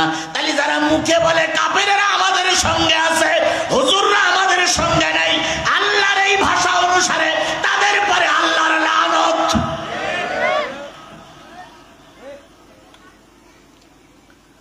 বুঝলেন তো বুঝবেন, না বুঝবেন তো কসু কসু কসু। আমার অত দায় পড়িনি যে মেরি ধরে বুঝাবো। আমা আলাইনা ইল্লাল, আমার দায়িত্ব পৌঁছানোর কথা, আমার দায়িত্ব পৌঁছেই দেবা। হেদায়েত দেবার না দেবা কার হাতে? আমি চৌকিদারও না, পুলিশও না, আমার দায়িত্ব। আজিজুল তুমি যেই পৌঁছাই দিয়েছো, যার কপালে আছে সে হেদায়েত পাবে, যার কপালে নেই তারে হেদায়েত দেওয়া হবে না। বলুন তো আমার চাইতে রসুল কত গুণ বেশি ভালো ছিল? তুলনা করা যাবে? আল্লাহ আমার মাফ করুক, আল্লাহ আমার মাফ করুক, আল্লাহ আমার মাফ করুক। রসুলের কথায় কি আবু জেহেলের হেদায়েত হয়েছিল? রসুলের কথায় কি বলে ওই আব্দুল্লাহ বিন উবাইর হেদায়েত হয়েছিল? সেই আব্দুল্লাহ বিন উবাই আর আবু জেহেলের বংশধর এখনো আছে না নাই? এই জোরে বলেন, আছে না নাই? সুতরাং ওদের কপালে হেদায়েত নেই। যতই ভালো করে বুঝাই ওরা ইসলাম গ্রহণ করবে বলে মনে হয় না। আল্লাহ সবাইকে হেদায়েত নসিব করুক। সুতরাং কাফেরদের সঙ্গে যারা বন্ধুত্ব রাখতে চায়, মুমিনের সঙ্গে যারা বন্ধুত্ব রাখতে চায় না, তাদের পরে আল্লাহর কি? আরো জোরে বলেন, তাদের পরে আল্লাহর কি? লানত। আল্লাহ পাক এই লানত প্রাপ্ত জাতির থেকে আমাদের হেফাজত করুন। তাহলে কয়টা পাওয়া গেল? 1 নম্বর কি বলেন তো? মূর্তি নির্মাণ করা। 2 নম্বরে আল্লাহর আইন বাদ দিয়ে নেতার আইন প্রতিষ্ঠা করা। 3 নম্বর কাফেরদের সঙ্গে বন্ধুত্ব রাখতে চায়, হুজুরদের সঙ্গে সম্পর্ক রাখতে চায় না। আল্লাহর ভাষায় তাদের পরে কি?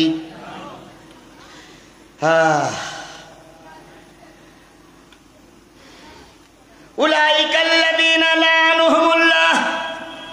আল্লাহ বলতেছে এই 3টে দোষ যাদের ভিতরে পাওয়া যাবে তাদের পরে আল্লাহর কি? হুজুর কথা ঠিক আছে তো? লাআনুহুমুল্লাহ, আল্লাহর লানত ওই 3টে। এই ছেলে, এই ছোট হুজুর, ছোট বসো বসো বসো বসো বসো বসো, তোমাদের জন্য আজ বসো, মোনাজাত হবে। আমি জানি খুব বেশি দেরি করবো না। যতই আমি বলি, আর যদি আমার তা 10 মিনিট টাইম আছে, যদি পাম্পট্টি দেন, যতই বলেন, আমি নির্ধারিত সময় শেষ করার জন্য চেষ্টা করতেছি। আল্লাহ আমাদের কবুল করুক। তাহলে আল্লাহ রাব্বুল আলামিন বলতেছে এই 3টে দোষ যাদের ভিতরে পাওয়া যাবে তাদের উপরে কি? আল্লাহর লানত। সুতরাং এই 3টে দোষ যাদের ভিতরে আছে তাদের সঙ্গে আমরা থাকবো। উলাইকাল্লাযীনা লাআনুহুমুল্লাহ ওয়া মান ইয়ালানিল্লাহ ফালান তাজিদা লাহু নাসীরা। আর এই দোষ যাদের ভিতরে আছে, আর যেই দোষ যাদের ভিতরে আছে, আল্লাহর লানত যাদের উপরে, তাদের কোনো সাহায্যকারী তোমরা পাবা না। তাহলে আমরা যাদের উপর আল্লাহর লানত তাদের দলে থাকবো। তাহলে কয়টা পাওয়া গেল? 3টা। 4 নম্বর দোষ হচ্ছে মা হুম মিনকুম ওয়ালা মিনহুম। তারা তোমাদের দলেও না, তাদের দলেও না। তারা হুজুরও না, কাফেরও না। তারা মাঝখানে মুযাবযাবিনা বাইনাহুম, তারা মাঝখানে থেকে 2 কুল বজায় রাখতে চায়। কয়েকদিন আগে দেখলাম হেফাজতের সঙ্গে, হেফাজতের মজলিসে বাংলাদেশের এক নেতা টুপি মাথায় দেখে বসে আছে। এখন হেফাজতের এক হুজুর বক্তৃতা করতেছে, বক্তৃতা করতে গিয়ে পাম্পট্টি মেরে বলতেছে আমাদের মঞ্চে বসে আছে জনাব হযরত মাওলানা সালাউদ্দিন সাহেব। তো সালাউদ্দিন সাহেব মুখের দিক তাকাইয়া বলতে, হুজুর আপনি কি বলতেছেন? বলছেন না, আপনি যখন টুপি মাথায় বসে আছেন তখন আপনার মাওলানা বলাই চলে। হায় রে কপাল পোড়া, হায় রে কপাল পোড়া। টুপি মাথায় বসলো আর মাওলানা হয়ে গেল। পাম্পট্টি আর কত মারবা? বাংলাদেশ একটা দলের হেফাজতের আমির বাংলাদেশ জামাত ইসলামের সঙ্গে সম্পর্ক রাখবে না, তাই ফতোয়া দিয়েছিল প্রয়োজনে আওয়ামী লীগকে আমরা 200 বছর ক্ষমতায় রাখবো, বিএনপিকে 200 বছর ক্ষমতায় দেখতে চাই, কিন্তু জামাতের নেতাদের সঙ্গে কোনো সম্পর্ক নাই। আজকে দেখেন কি সুন্দর জামাতের নেতাদের ব্যবহার। আজকে ওই যে 5ই আগস্ট না, ওই যে 5ই মে হেফাজতের যে সমস্ত লোকগুলো শাহবাগে মারা গেছিল, শাপলা চত্বরে মারা গেছিল, তাদের সম্বর্ধনা এবং শহীদদের জন্য অনুদান দেওয়ার জন্য গিয়েছিল অনেকটা দলের লিডাররা। এক ফাঁকে জামাতের সেক্রেটারি জেনারেল, আমার খুলনার কৃতি সন্তান, ওই মহিবুল্লাহ বাবুনাগিরির সঙ্গে যেয়ে মুসাফা করে কোলাকুলি করে মাথাটা নিচে করে বলতে, হুজুর দোয়া করবেন আমরা যেন ইসলামের পথে থাকতে পারি। আপনারা ফতোয়া দিলেন ওরা ইসলামের পক্ষের লোক নয়, আর এত বড় দলের একজন লিডার হয়ে আপনাদের কাছে যে আপনাদের কাছে মাথা নত করে দোয়া নিচ্ছে, তাহলে বুঝতে হবে বাংলাদেশ জামাত ইসলাম তথা ইসলাম মনা দলের লোকগুলো কত নমনীয়, কত ভদ্র, কত বিনয়ী। আপনারা দেন ফতোয়া, ইসলামী আন্দোলনের নেতা কর্মীরা রক্ত দিয়ে সমাজে কাজ করে, কথা বলে ঠিক না ঠিক? ফতোয়া দিয়ে যা করতে পারবেন না, আদর্শ দিয়ে তার চাইতে বেশি কিছু করা যাবে। ওরা বলে মা হুম মিনকুম ওয়ালা মিনহুম, তোমাদের দলে হুজুরদের দলেও থাকে না, আবার ওদের দলেও থাকে না, ওরা মাঝখানে থাকে আর শুধু সুবিধা নিতে চায়। এখানে যদি কোনো হিন্দু ভাইরা থাকেন, বেবি বুঝে চলুন ভাইরে, ওরা আপনাদের দলেও না, প্রকৃত মুসলমান না, মাঝে মাঝে আপনাদের দলে দিয়ে করবে, আবার মাঝে মাঝে টুপি মাথায় দিয়ে মসজিদে আসরের নামাজ 2-3 বার পড়বে। আহলে হাদিস আওলাদের আজান আগে হয় না পরে হয়? তো ওখানে একবার পড়িস, পড়ার পরে ঢুকেছে হানাফি আওলাদের কাছে। হানাফি আওলারা কেউ 4টি আজান দিয়েছে, কেউ 6টি আজান দিয়েছে। এখন যারা 4টি আজান দিয়েছে সেখানে একবার পড়িস, খানিক দূর যেয়ে 6টি আজান দিয়েছে ওখানে একবার পড়িছে, তাহলে কয়বার হইল? একই আসরের আজান 3 বার, একই আসরের নামাজ 3 বার। দোয়া কালাম নেওয়ার পরে যখন বাড়ি যাচ্ছে তখন শ্রোতা জিজ্ঞেস করছে, কর্মী জিজ্ঞেস করছে, স্যার স্যার হাসিস কেন? স্যার আসরের নামাজে দিয়ে কবর পড়লেন আপনি? তো বলতেস কেন? তো বলতেছে ওখানে পড়লেন, এখানে পড়লেন, এখানে পড়লেন, একবার পড়লি যথেষ্ট, আপনি যে আজকে 3 বার পড়িছেন। তখন নেতা বলতেছে এটা ভোটের নামাজ, যতবার পড়ি এতে গোনা নেই। আছে না নাই? এই কথা বলেন আছে না নাই? যারা জীবনের টুপি পরেনি তারা আগামীতে টুপি পরে আপনার ঈমান ধ্বংস করার জন্য আসবে। এই জন্য আল্লাহ বলতেছে, যে যেমন তার সঙ্গে তেমন হয়ে যদি আপনার ঈমান ধ্বংস করতে চায়, ওদের পরে আল্লাহর কি? ওদের পরে আল্লাহর কি? ওদের পরে আল্লাহর কি? আগামী নির্বাচনে আপনাদের কাছে কিছু লোক ভোট চাইতে আসবে। আসার পরে আপনারা একটা জিনিস বলবেন যে ভাই মাগরিবের সময় আসবেন অথবা এশার সময় আসবেন। এইবার মাগরিবের সময় এশার সময় আসলো, মসজিদে আজান হয়ে গেল, ইমাম সাহেবের কানে কানে বলবেন যে ইনি কিন্তু এমপি প্রার্থী, এনাকে আজকে মাগরিবের নামাজ পড়াই দেন। পারবেন বলতে? পারবেন? যদি বলে আমি নামাজ পড়াইতে পারবো না, তখন ঠাস ঠাস করে উত্তর দেবেন, আপনি 4 লক্ষ মানুষের ইমাম হওয়ার জন্য আমার কাছে সাপোর্ট নিতে আইছেন, মসজিদে মাত্র 70 জন লোক, সেই 70 জনের ইমামতি করতে পারবেন না, 4 লক্ষ লোকের ইমামতি করার যোগ্যতা আপনার ভিতরে নাই। কথা বলতে পারবেন না? ক্লিয়ার করে কথা বলতে পারবেন না? এই কথা ক্লিয়ার করে বলতে পারবেন না? যদি না পারেন আমার ডেকে নিয়ে আসবেন। এসব কথা আমি বলতে পারি ভালো, এতে আমার মোটে বাধে না। পারবেন তো বলতে? ইনশাল্লাহ বলেন, ইনশাল্লাহ বলেন, ইনশাল্লাহ বলেন। মা হুম মিনকুম ওয়ালা মিনহুম, তারা টুপিওয়ালাদের দলেও না, কাফেরের দলেও না, তারা মাঝখানে থেকে 2 কুল বজায় রাখতে চায়। হিন্দু ভাইদেরকে বলি, ও আমার হিন্দু ভাইরা, যদি টুপিওয়ালারা ক্ষমতায় যায়, আল্লাহর কসম সবচেয়ে বেশি নিরাপদে থাকবেন আপনারা। এ সার্টিফিকেট আমরা দিতে পারি না? পারি না? আচ্ছা হিন্দু ভাইরা একজন আমার কাছে লিখে দেন তো যে হুজুর আপনাদের টুপিওয়ালাদের দলের একজন লোক আমার মেয়েরে ধর্ষণ করেছে, একটা জিনিস আমার লিখে দেন, বিচার বুলবুল ভাই করা লাগবে না, আমি বিচার করে বাড়ি যাব। একজন হিন্দু ভাই লিখে দেন যে জামাত ইসলামী কিংবা হাত পাকার লোকেরা আমার বাড়ি দখল করেছে, জমি দখল করেছে, বিচার আমি করব। যদি আমি সর্বনা দালাল না জামাত ইসলামের পক্ষে কথা বলি, জামাতের কোন নেতা কর্মী অন্যায় করলে বুলবুল ভাইয়ের বিচার করা লাগবে না, আমি বিচার করব।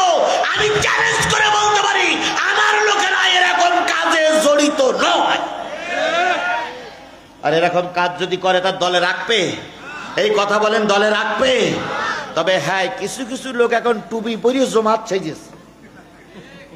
টুপি পরিয়ে কি সেজেছে?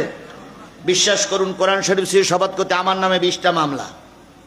তা যে লোক বেশি মামলা দিয়েছিল সে লোক আমার আবার প্রাইমারি জীবনের বন্ধু, তা বন্ধু মামলা দিয়েছে, তো কিছু একটা হয়নি। এখন 5 তারিখের পরে হঠাৎ করে একদিন এলাকায় গেছি, যেয়ে দেখি ওই বন্ধু টুপি পরিয়ে মুখে খোসা খোসা দাড়ি রেখে হাজির রুমাল পরিয়ে তসবি নিয়ে বসে আছে। তাই বলতেছি, বন্ধু কি খবর? বলতে জিয়াদ, আসসালামু আলাইকুম। ওয়ালাইকুম আসসালাম। বন্ধু কেমন আছো? কয় বন্ধু ভালো হয়ে গেছি। কেমন ভালো হইলে? কবে তো ভালো হয়েছে? কয় 5 তারিখের পরের থেকে। তাই মানে 5 তারিখের আগে কি ছিল আর এখন কি হয়েছে? 5 তারিখের আগে ছিলাম আমলিগ, এখন হয়েছি জমাত। কি হয়েছে? জমাত। এরকম আপনাদেরও আছে, তাই বলতেছি, এরকম আপনাদের এলাকাও আছে। 5 তারিখের আগে ছিল কি আর এখন হয়েছে কি? জমাত। আমি বললাম তুমি যে জমাত, তা তোমার জমাত ইসলামের নেলোকে? কই কেউ নেক আর না নেক, আমি জমাত। আমি বললাম আমি যতটুকু জানি জামাত ইসলামে ঢুকতে গেলে প্রথমে একটা সহযোগী সদস্য ফরম কি করতে হয়? পূরণ করতে হয়। পূরণ করার পরে কিছু বই পুস্তক দেয়। বই পুস্তক দেওয়ার পরে তুমি যদি নামাজি হও, যদি সম্পর্ক ভালো রাখো, তাহলে তোমার একটা রিপোর্ট বই ধরাই দেয়।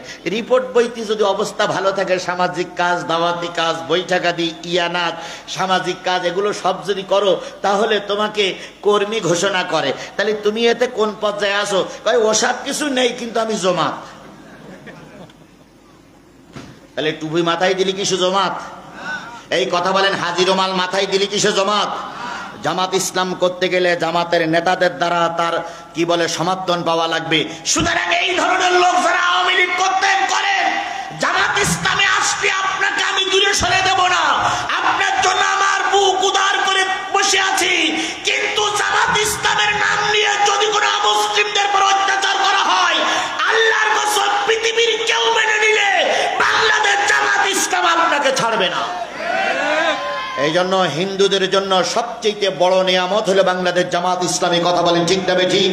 আপনাদের কাছে করজোড়ে অনুরোধ করি, আপনারা আওয়ামী লীগ দেখেছেন, বিএনপি দেখেছেন, জাতীয় পার্টি দেখেছেন, ও ভাই একটা বারের জন্য কি টুপিওয়ালাদের একবার একটু দেখা যায় না? একটা বারের জন্য কি টুপিওয়ালাদের একটু দেখা যায় না? আওয়ামী লীগ আমার শত্রু না, বিএনপি আমার শত্রু না, জাতীয় পার্টি আমার শত্রু না, কিন্তু একটা বার আমরা টুপিওয়ালাদের দিয়ে জাতীয় সংসদ চালাতে চাই। এই জন্য আগামীতে আমরা সিদ্ধান্ত নিয়েছি, গোটা বাংলাদেশের সবাই সিদ্ধান্ত নিয়েছি, আগামীতে টুপিওয়ালাদের দিয়ে দেশ শাসন চলবে। আপনারা কি চাঁপাইনবাবগঞ্জের মানুষ আমার সঙ্গে একমত? কারা কারা টুপিওয়ালাদের জাতীয় সংসদে দেখতে চান? 2 হাত উঁচু করে আল্লাহরে দেখা।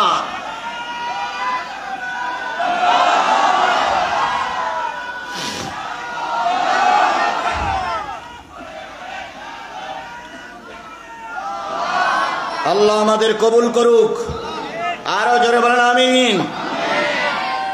4টে পয়েন্ট হয়েছে, আর 3টে বাকি আছে। 12টা বেজে গেছে। আমি এবার 12টা পর্যন্ত আমার টাইম। তাহলে আমি কি আর 3টে পয়েন্ট বলবো না বলবো? হ্যাঁ, যকটা বাজে বাজুক। আল্লাহ, চাঁপাইনবাবগঞ্জের মানুষ আসলে ইসলাম প্রেমিক। কালকে ছিলাম খান সাহেবের এলাকায়। কালকে আমার প্রোগ্রাম ছিল বেলকুচিতে। রফিকুল ইসলাম খান সাহেবের এলাকায় ছিল। খান সাহেব পরে আমাকে ফোন দিয়ে বলেছে, জিয়াদি ভাই, খান সাহেব না থানা আমির আমাকে ফোন দিয়ে বলেছে, জিয়াদি ভাই আপনি যা করে গেছেন আলহামদুলিল্লাহ। আমিও বুলবুল ভাইয়ের দালাল নয়, তবে আমি কোরআনের দালাল। আমি কথাগুলো বলছি কিসের পক্ষে? আর কোরআনের একজন খাদেম যদি জাতীয় সংসদে যায়, যদি কোরআনের আইন প্রতিষ্ঠা হয়ে যায়, মানুষ শান্তি পাবে। কথা বলেন ঠিক না বেঠিক? সেই শান্তির জন্য কথা বলার অধিকার আমার আছে না নাই? জোরে বলেন আছে না নাই? তবে আবারও বলে, বিএনপির ভাইরা আপনারা আমাদের শত্রু মনে করেন না। জামাতের আমির সাহেব বলেছে, যদি বিএনপি ক্ষমতায় যায় আমরা সহযোগিতা করব। বিএনপি ক্ষমতায় গেলেও হিন্দুদের উপর অত্যাচার কিংবা দেশে কোনো অনিসলামী কার্যকলাপ চালু করতে পারবে না। কেন পারবে না? জামাত এবং ইসলামী আন্দোলন বাংলাদেশের যদি 100 এমপি, 150 এমপি, যদি 120 জন এমপি যদি জাতীয় সংসদে যায়, অন্যায় কিছু হলে 100 এমপি যখন তকবির দেবে, অন্যায় আইন বাংলাদেশে প্রতিষ্ঠিত হবে না। এই জন্য দেশের সরকার গঠন করুক আর না করুক, আপনার এলাকার থেকে টুপিওয়ালা ক্ষমতায় যাবে, এটাকে আপনারা চান?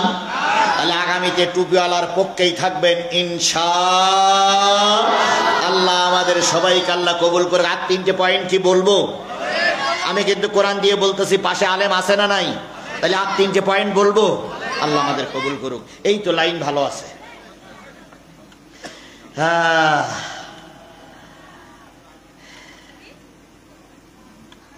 ওয়াহলিফুনা আলাল কাযিব ওয়া হুম ইয়ালামুন।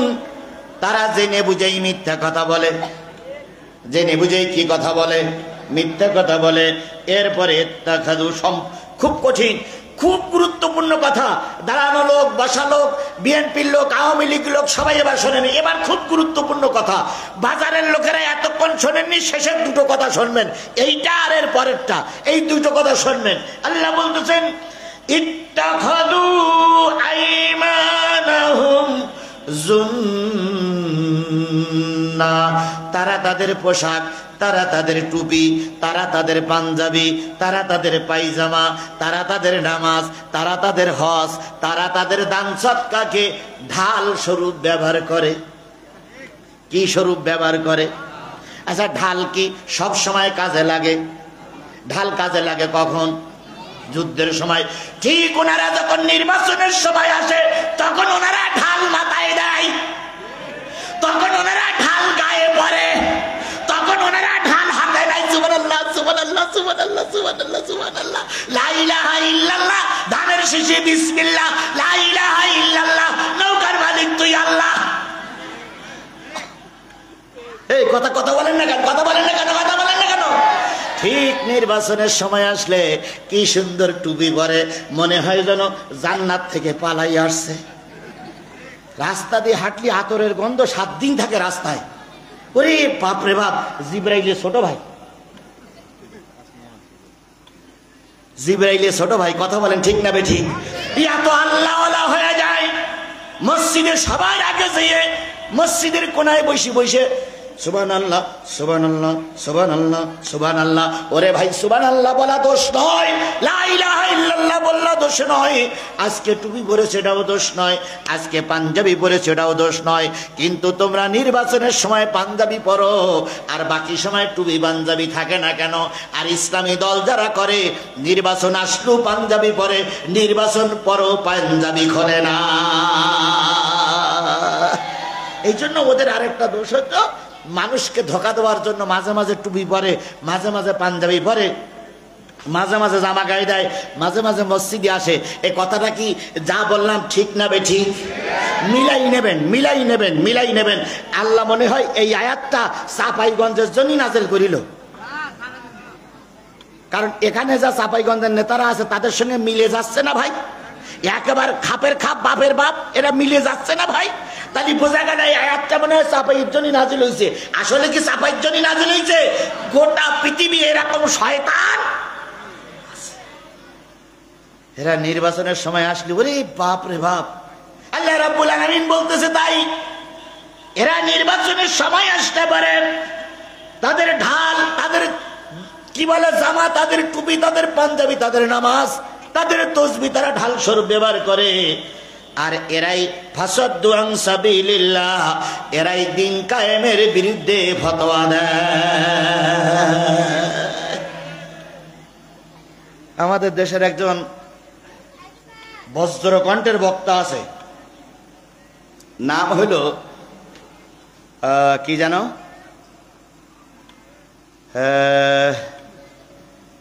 বাবুনগরী না আরেকজন আছে, এখন বিএনপিতে নমিনেশন পাচ্ছে, জোনায়েদ আল হাবিব। ওরে বাবারে, বুড়ো লাঠি একটা নিয়ে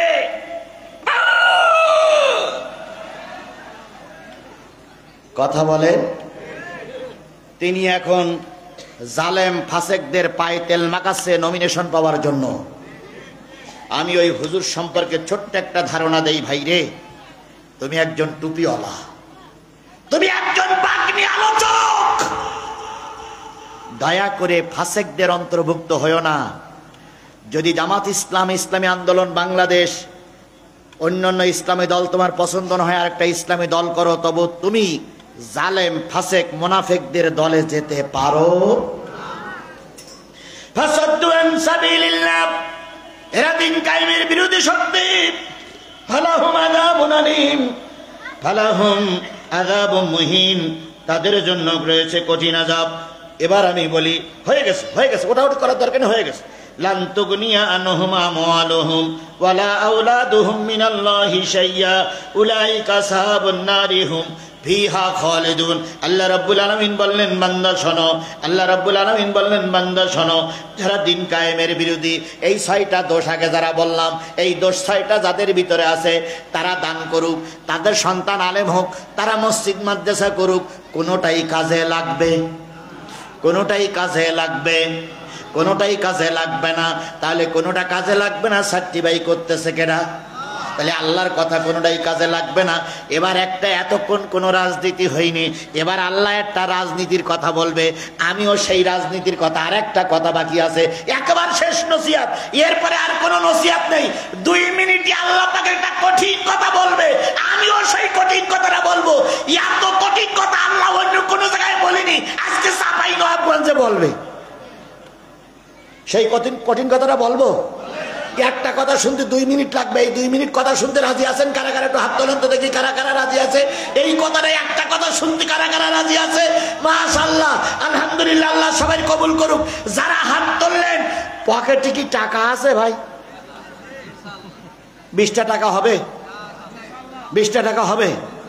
আমি এতক্ষণ ধরে কথা বললাম, দাবি করতেছি মাত্র কয় টাকা? আচ্ছা, হাত তুলে বলেছেন আপনারা, কথা শুনবেন। যদি পকেটে টাকা থাকে 20টা টাকা একটু বের করা যাবে? আচ্ছা, পকেটে হাত দেন তো দেখি। 20 টাকা না হোক, 10 টাকা, 10 টাকা না হোক, 50 টাকা, 50 টাকা, 100 টাকা, 200 টাকা, 500 টাকা, 1000, 2000, 5000, 10,000, 20,000, 50,000, 1 লাখ বের করেন। আমি বের করছি। ভাই পকেটে হাত দেন, ভাই পকেটে হাত দেন, সভাপতি সাহেব পকেটে হাত দেন তাড়াতাড়ি। আর একটা কথা, আল্লাহর কঠিন কথা, এটা একদম আল্লাহ এত কঠিন কথা বলেছে যা জীবনে কোনো জিনিস কল্পনা করা যায়নি। ভাই দেন, ভাই দেন, সবাই দেন, সবাই দেন, সবাই দেন, সবাই দেন, দেন দেন। মাশাআল্লাহ, 1000 টাকা, মাশাআল্লাহ 100 টাকা দেন, ভাই দেন, সবাই দেন। ভাই চেয়ারে যারা বসে আছেন, আপনারা চেয়ারম্যান, আল্লাহ আপনাদের সম্মান দিয়েছে, বেশি বেশি করে দেবেন, কম দেবেন না। ভাই কারা কারা বের করেছেন হাত তোলেন তো, কারা কারা বের করেছেন, কারা কারা বের করেছেন? এই যুবকেরা, যুবকেরা যাও, যাও যুবকেরা যাও, তাড়াতাড়ি তাড়াতাড়ি মা বোনদের কাছে যান, মা বোনদের কাছে যান, মা বোনেরাও দেবে ইনশাল্লাহ। মাশাআল্লাহ 1000, মাশাআল্লাহ বড় বড় টাকা আসতেছে, 1000, 2000, 5000, 10,000, মাশাআল্লাহ। এই শেষ কথা হয়ে যাবে, দোয়া হবে, শেষ কথা হবে, দোয়া হবে। মা বোনদের কাছে চলে যান, মা বোনদের কাছে ছেলেরা যাও, বাচ্চারা যাও, মেয়েরা যাও, আল্লাহ কবুল করুক। 10 টাকা, 20 টাকা, 50, 100, 200, 500, 1000, 2000, 5000, 10,000, 20,000, 50,000, যে যা পারেন দান করবেন। আল্লাহ আপনাদের দান কবুল করুক, আল্লাহ আপনাদের দান কবুল করুক, আল্লাহ আপনাদের দান কবুল করুক, সবাইকে দেওয়ার তৌফিক দান করুক। ভাই কেউ না উঠে, ভাই শেষ কথাটা শুনে মোনাজাত করবো। আমার 10, মাশাআল্লাহ, আল্লাহ কবুল করুক। 10-12 মিনিট হয়ে গেছে, ভাই বসেন, আমার সোনা ভাই বসেন, হয়ে গেছে, হয়ে গেছে, হয়ে গেছে। বেশি রাত পর্যন্ত করার চিন্তা ভাবনা ছিল না, আমি 12টায় শেষ করতে চেয়েছিলাম, কিন্তু একটুখানি বেশি হয়ে যাচ্ছে। সোনা মানিক ভাই আমার, বসেন, হয়ে গেছে, হয়ে গেছে, তাড়াতাড়ি তাড়াতাড়ি তাড়াতাড়ি হয়ে গেছে। এই ছেলেরা, এই যুবকেরা দিলে হবে না, শেষ ভালো তার, সব ভালো তার, শেষ কথা বলি দেবো একদম ডাইরেক্ট একসাথ।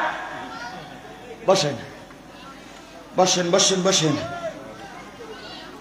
সারা দেশে অগ্নিকাণ্ডের ঘটনা। জি ভাই, দারুণ বিপদ আমাদের সামনে। গতকালকে বোধহয় চট্টগ্রামে অগ্নিকাণ্ড ঘটেছিল, আজকে শাহজালাল আন্তর্জাতিক বিমানবন্দরে অগ্নিকাণ্ড ঘটতেছে। এগুলো কিন্তু ফেরেশতা জিব্রাইল ঘটাচ্ছে না, নিশ্চয় আমাদের দেশে একদল সন্ত্রাসী মাথা উঁচু করেছে। কথা বলেন ঠিক না বেঠিক? ডাক্তার মোহাম্মদ ইউনূস সাহেব, আপনাকে বসাইছিলাম, আমরা খুব আশা নিয়ে বসাইছিলাম আপনি কল্যাণের জন্য কাজ করবেন, কিন্তু কেন জানি আপনি সব কাজ করতে পারতেছেন না। দয়া করে খেয়াল করুন, কঠোর হস্ত দমন করুন, যারা এই সমস্ত অঘটন ঘটাচ্ছে তাদের থেকে দেশটারে হেফাজত করুন। এই জন্য আপনিও চেষ্টা করেন। স্বৈরাচারের দোসররা দারুণভাবে ষড়যন্ত্র করছে, এর থেকে আল্লাহ হেফাজত করুক, আল্লাহ হেফাজত করুক, আল্লাহ হেফাজত করুক, আল্লাহ হেফাজত করুক। আমার ভাইয়েরা, জামাত একটা বিয়াদব সংগঠন, এই কথা বলেছেন জামাত করলে জাহান্নামে যেতে হবে। জামাত একটা ভণ্ড সংগঠন, জামাত ক্ষমতা আসলে কওমি, দেওবন্দি, সুন্নিয়াত মাদ্রাসার অস্তিত্ব রাখবে না। হেফাজতের আমির মহিবুল্লাহ বাবনগরী বলেছিলেন, কিন্তু জামাতের আজকের এই কথা আমি আগে সেটা বলেছি যে ওনাদের সঙ্গে সাক্ষাৎ করে ওর পাল্টা জবাব দিয়েছে। আমি শুনেছি ঢাকার এক মসজিদের ইমাম সাহেব নাকি জামাত সম্পর্কে বাজে কথা বলেছেন, সেখানে জামাত ইসলাম নাকি তাকে বলেছিল ভাই এ ধরনের কথা বলা ঠিক নয়। ওই ইমাম সাহেব নাকি সেই ছিঁড়ে ফেলাইছে। আমি ওই ইমাম সাহেব সম্পর্কে জাতির সামনে হুঁশিয়ারি উচ্চারণ করতে চাই, ভাইরে ভুল হলে মাঠে ময়দানে সংশোধন না করে স্পেশাল সংশোধন করুন। এখন কিন্তু জামাত ইসলাম ক্ষমতায় না গেলেও ক্ষমতায় যাবার দ্বার প্রান্তে পৌঁছে গেছে। কথা বলেন ঠিক না বেঠিক? তার জ্বলন্ত প্রমাণ ঢাকা বিশ্ববিদ্যালয়, জ্বলন্ত প্রমাণ জাহাঙ্গীরনগর বিশ্ববিদ্যালয়, জ্বলন্ত প্রমাণ চট্টগ্রাম বিশ্ববিদ্যালয়, জ্বলন্ত প্রমাণ আপনাদের পাশে বিদ্যাপীঠ, বড় বিদ্যাপীঠ, কি বলে রাজশাহী বিশ্ববিদ্যালয়, কথা বলে ঠিক না ঠিক? এই 4 জায়গা থেকে নিরঙ্কুশ সংখ্যার যুবকেরা যখন বিজয় পেয়েছে, আগামীতে আশা করা যায় ইসলাম ক্ষমতায় যাওয়ার সম্ভাবনা বেশি। আর সেই বেশি ক্ষমতায় যাওয়ার সম্ভাবনাকে কাজে লাগিয়ে আমরাও কি ইসলামের পক্ষে থাকবো না বাইরে যাব? আল্লাহ আমাদের কবুল করুক। আমার আর একটা কথা বলবো, শেষ। এবার ভিডিওওয়ালারা খেয়াল করো আমার এই কথাটা ধরার জন্য। আল্লাহ রাব্বুল আলামিন বলতেছেন কয়টা দোষ? এই কথা বলেন কয়টা দোষ? 7টা দোষ বললাম। কোন সূরা থেকে? মুজাদালা সূরা নিসা 51, 52, 53 সূরা নিসার 3টা আয়াত। আর মুজাদালার কয়টা আয়াত? এই 4 আর 3 7টা আয়াত দিয়ে 6টা আয়াত দিয়ে আল্লাহ পাক 6টা দোষের কথা বলেছেন। এবার আল্লাহ রাব্বুল আলামিন একটা কথা আপনাদের কাছে জিজ্ঞেস করছে, সেটা হলো এই 7টা দোষ যাদের ভিতরে আছে, এতক্ষণ আজিজুল ইসলাম জিহাদি 7টা দোষের কথা বললেন। কোন জায়গা থেকে? কোরআনের কয় জায়গা থেকে? 2 জায়গা থেকে। কোন সূরা? মুজাদালার কোন সূরা? মুজাদালার কয়টি আয়াত? 14, 15, 16, 17। আর সূরা নিসার কয়টা আয়াত? কত নম্বর? 51, 52, 53। এই 4 আর 3 7টা জায়গা থেকে আজিজুল ইসলাম সাতক্ষীরা থেকে ছুটে এসে আমি আল্লাহ আমার নাজিলকৃত কোরআনের কথা বললেন, 7টা দোষের কথা বললেন। এই 7টা দোষ যাদের ভিতরে আছে, আমি আল্লাহ পাক তাদের বলতেছি, তাদের সম্পর্কে বলতেছি, আমলাহুম নাসিবুম মিনাল মুলক। মুলকুন শব্দের অর্থ কি? এই মুলকুন শব্দের অর্থ কি? রাষ্ট্র। মুলকুন শব্দের অর্থ হচ্ছে দেশ। মুলকুন শব্দের অর্থ হচ্ছে রাজা। আল্লাহ বলতেছে এই 7টা দোষ যাদের ভিতরে আছে, আগামী নির্বাচনে ভোট দিয়ে তাদের কি ক্ষমতায় বসানোর নিয়ত করেছাও নাকি?